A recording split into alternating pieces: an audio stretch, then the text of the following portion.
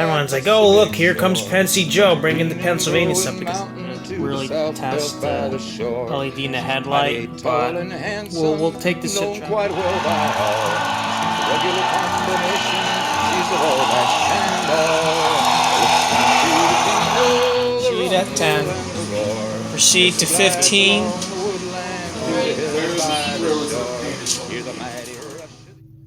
Hey everybody, this is Pensy Joe back again for another DCC installation video, and today we are back with my Columbian Bay and Western Heritage Challenger.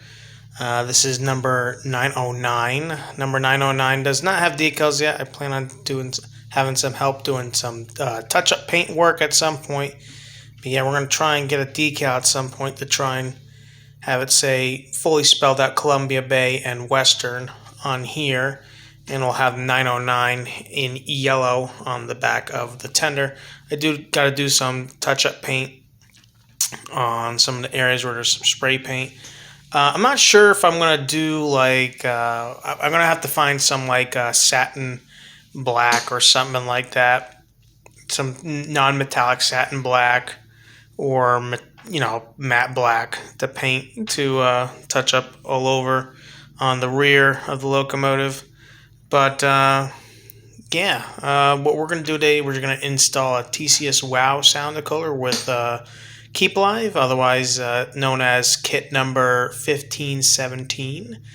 Now, I've already done paint work since the last time we did this project, so, you know, other than that, it just needs some touch-up paint. I might do some, like, have just a black stripe and a black strip on the bottom to try and clean it up on the bottom and on below, so that it'll be easier for me.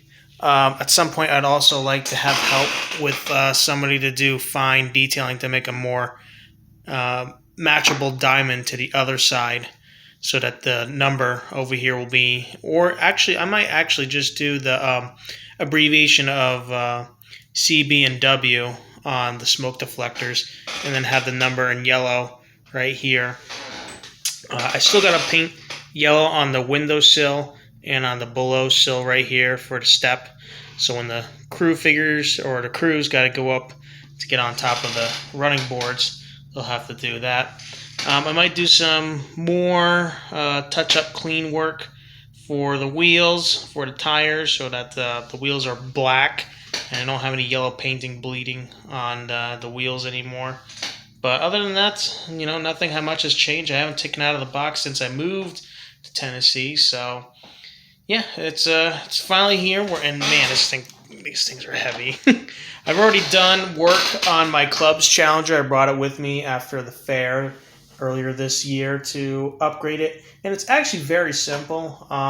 If you know Broadway's 6-pin decoder, like tether between the locomotive and the tender, it's pretty much the same thing, except the positive and the negative for the headlight that goes into the locomotive is different. It's pretty much reversed. That's the only thing that's reversed. Other than that, right rail is still right rail and left rail is still left rail. Motor plus and motor minus are pretty intuitive as well.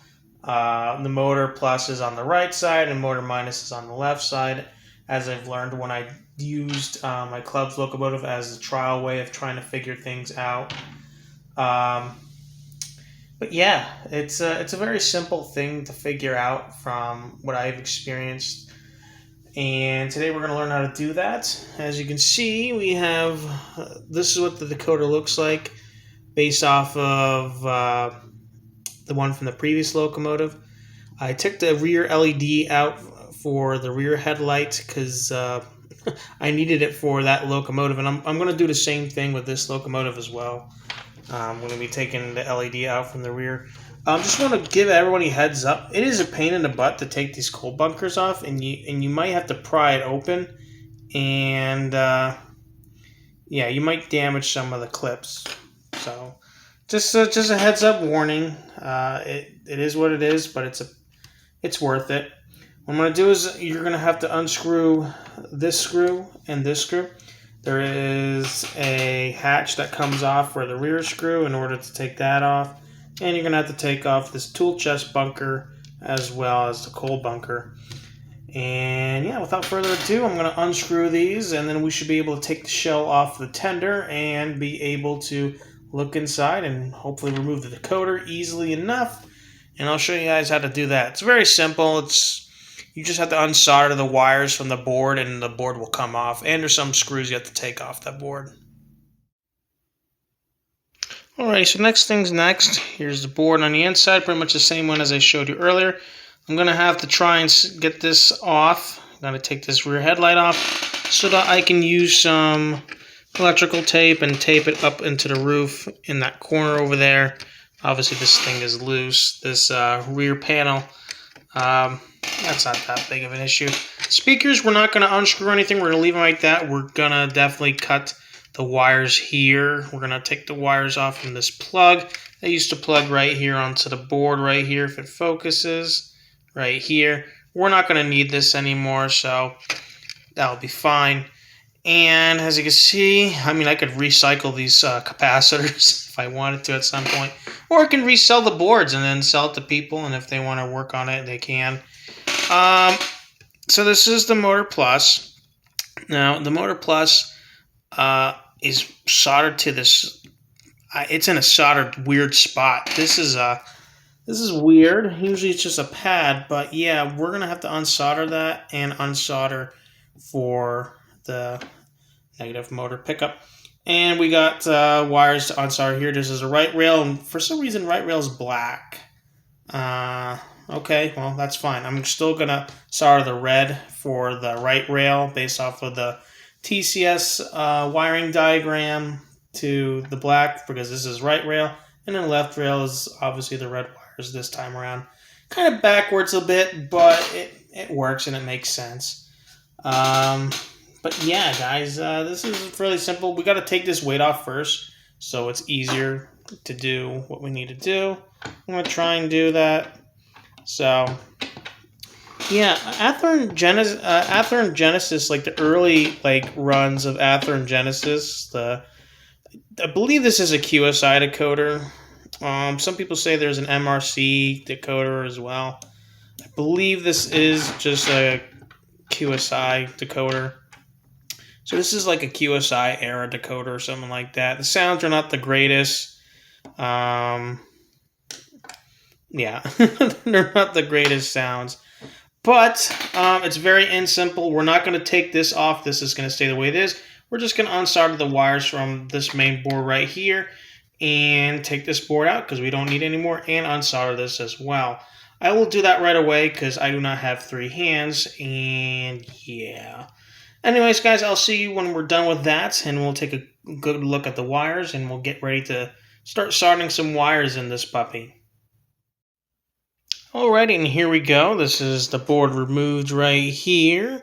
Now, if you're young and you don't know how to use soldering iron, please definitely get somebody who is qualified or a parent to help you out, unsolder wires and stuff and resolder wires. Soldering irons can be between 400 degrees Celsius to 450 degrees Celsius, even more sometimes. So they are very hot. You don't want it to touch you. It's hard to. I've had burned myself a couple times. It can happen, but it's never really too serious unless you're deliberately trying to hurt yourself. Please don't do that. But yeah, just be careful if you're not, familiar with soldering irons. They're not really hard to use. Obviously, just don't touch yourself or try to burn anything with it. Make sure it's on a holder like this. And if you guys are ever wondering what kind of soldering iron I'm using a placebo soldering iron. There's just a little red light glowing inside there, letting you know that's on and it's getting hot, and it already is hot. So here we are. This is a dead giveaway, what's left rail and what's right rail. I did take off this weight right here to just check inside, pretty much where where's left contact and right contact. And honestly, it would be strange to cross the streams under here. So I'm going to assume that this is already left rail and this is already right rail. And I was right when I did the first Challenger. So if you want to get a big boy or a Challenger, I highly recommend getting earlier challengers by Athearn, especially the dark blue box challengers. Even if they're old ones, don't worry about it. They're very reliable. I haven't heard any really thing negative about these challengers. So yeah, I highly recommend getting challengers from Athearn. Mine's fairly heavy. It's got a plastic boiler. It's not like the Broadway one where it's got a metal boiler, but that's completely fine. My railroad does not really have challengers, except maybe the GG1, which is an electric. But yeah, so as you can see, I have some of these washers right here. These I'll probably use for freight cars in the future, or something else if I need it later on. But yeah, we're not gonna really mess with anything else anymore. They're all pretty much wired up, going to the locomotive to get the right rail and the left rail, and as well as the tender pickups as well. So it's really just one wire lead right here, and I'm not gonna really mess with these things right here that keep all the wires together. And we're going to put the weight back on later when they're done. So without further ado, I'm going to start, using these. You're going to want to use these to take the wires off if you never used like these wire frayers before. They also look close to being like rail cutters. I wouldn't use these as rail cutters because they're not designed for that. They're not thick enough. And yeah, they're not designed for cutting, HO rail or anything like that. So for these, you use these to slowly pinch around the coating, the rubber / plastic or polyester, I don't know, coating that's covering the wire, and you're gonna slowly try and tug it and like pinch so it cuts into it a bit, and then you pull it so that you can get the wires to be frayed. So that I'm gonna do that with these. If you haven't seen this before, it's actually not that hard. You can watch a video really quickly on how to fray a wire with wire frayers or wire snippers and stuff like that. It's not that really hard. It's super simple once you get your muscle memory to get used to it with your hand, and you should be good to go. So yeah, without further ado, we're gonna do that right now and start getting all the wires in place. I'll probably do that. We'll just skip to that. We're not gonna do it one at a time because I already know like the sequence and how to do it. Again, the black wire is going to be your red wire for right rail, and your red wire on this side is going to be your left rail. This yellow wire is going to be my motor plus, and this blue wire is going to be my motor minus. And this green wire is going to be the voltage plus, and this white wire is going to be the voltage minus. Otherwise, it's also the headlight as well. So this will be your motor minus headlight. So yeah, it's different than the norm. It's not really too modern standard of color coding when it comes to wires and locomotives. And given that I've worked on Athearn Genesis like P42s, it's not really exactly the standard. I'll show you when I do another Genesis, P42 Genesis DCC, install the third run. I've already done 2 Athearn Genesis P42 DCs. They are phase 4 schemes, and I have one more left to do. So we'll get to that at some point once I decide to get the final Athearn 1 kit that TCS makes. It's called ATH-1. That kit is great for new Genesis locomotives, especially the P42 DCs. So if you ever want to try and do TCS for Athearn Genesis P42 DCs, you can do that. Anyways, I'll be right back and we'll get this thing wired up most of the way. Alrighty, so after doing all the wiring, you can see right here how I did it. Now for this resistor, you have to have a resistor for this since we're not using any DCC ready boards anymore. So I did a T connection with the blue wire that's going to power the rear headlight LED. This green wire will go power the forward LED. And as you can see, I got white to white here. I haven't done the shrink tubing yet because I want to test to make sure everything's going to work when I take this downstairs. And then we got some work to do. We still got to hook up the Keep Alive capacitor, and we got to trim the pink, brown, and tan wires since we're not going to technically use them. who knows, I could always come back and use them later on at a later date. And the 2 purple wires, I'm going to have to hardwire them to these speakers. And then we should be done. We're not going to do anything fancy. We're not going to do any firebox flickers or anything of the sort. I don't really feel like opening up the Challenger and looking inside what's in there and where it could fit LEDs. And then I have to find a way for wires to go through and everything, and it's just going to be a big mess. So, yeah, I'm gonna take this downstairs. We're gonna do a quick test for it. Motor control, make sure the motor control is correct, and the headlight works. And then we'll come back up here and finish the job, and I'll do the final look of what the wiring will look like with the speaker hooked up and the headlight put inside the tender in the rear before closing up. And also one more thing, I use some black tape, or well, in this case red tape, and that's just to keep the coater separated from this metal weight that's below it. And I'll probably use some tape and make a ohm shape so that it can stick onto here and stay close to the board so it doesn't flap around inside the tender. What I'm going to do is I'm going to do a loop, and I'm really just going to, I don't mind keeping the capacitor loose. I could tape it up inside the tender, but I don't know. I'll have to see about that, because putting my fingers in there to make sure everything goes in there. I mean, imagine doing this in N scale. It'd be a pain in the butt. I'd have to use everything with tweezers and stuff, and that would not be fun. So, yeah, we'll get right back to this, and then we'll wrap this up and then do a test run with this engine, along with the other engine I worked on for my club. Okay, everybody, so here it is. Got the wires hooked up for the speakers. These are pretty good speakers. If it sounds like your speakers are having problems, most likely the board. It's amazing that these speakers are probably like 20 years old and they still sound pretty good, and their quality is pretty good for what they are. There's my rear LED down in there. As you can see, there's some light over there for the pipe lighting for the rear headlight.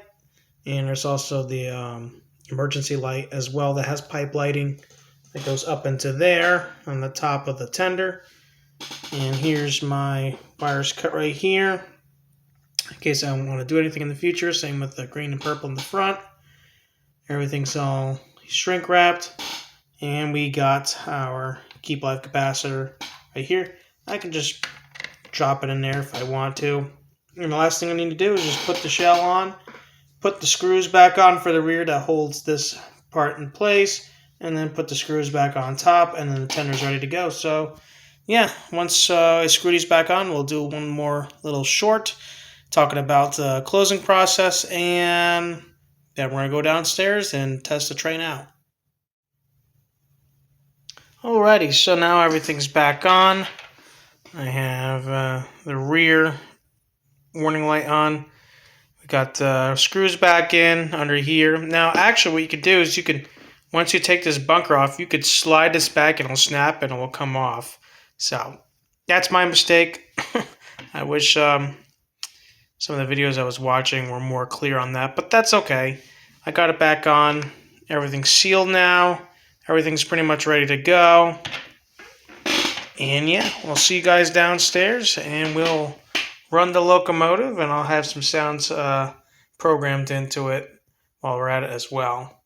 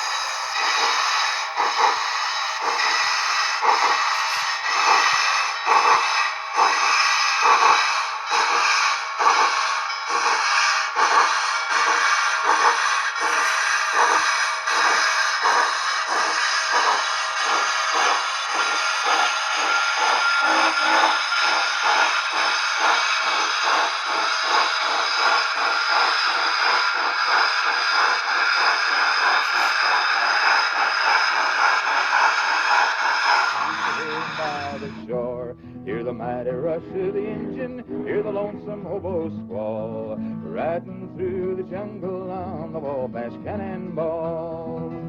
Now here's to Daddy Claxton, may his name forever stand, and may he be remembered in the courts throughout the land.